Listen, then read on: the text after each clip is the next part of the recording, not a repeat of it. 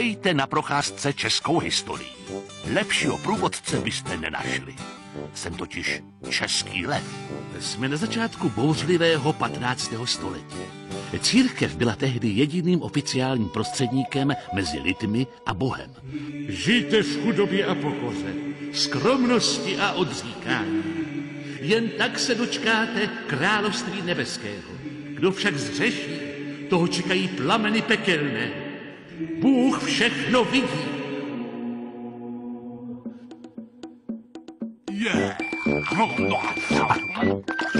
Už tehdy neplatila pravidla pro všechny stejně, hlavně ne pro ty, kdo je sami určovali. Odpustky, kupte si odpustky, všem hříšníkům bude odpuštěno, dnes mimořádně v akci. Obchod s odpustky byl od církve projevem čistě tržního myšlení. Obchodovat se dá přece se vším, tak proč ne s hříchy? Pane Bože, vidíš, co já? Pojďte, vaše duše bude ještě bělejší.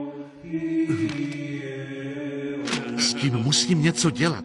Jsem přece kazatel. Nevěřte zkažené církvi. Věřte jen Bohu. Je to kacíř. Církev nechce vzdát svého bohatství. O pozemské statky, ať se stará král. To má hus pravdu. Prodej odpustků nech je okamžitě zrušen. No, tohle už hus opravdu přehnal. Bůh je pravda. Pravda je Bůh. Tohle mu jen tak neprojde. Tu je vzpoura. Mohla by se rozšířit.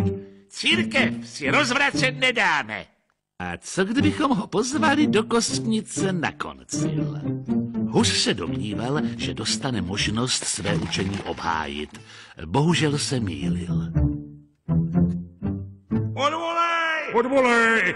Odvolej! Pravdu neodvolám. Je to zatvrzelý kacíř. Na hranici s ním! Jen Bůh je můj soudce. Ještě můžeš odvolat. Pravdu neodvolám nikdy. 6. července 1415 byl mistr Jan Hus v kostnici jako kacíř upálen.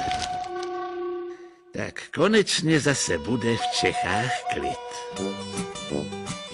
O tom, jak ten klid v Čechách vypadal, si povíme příště.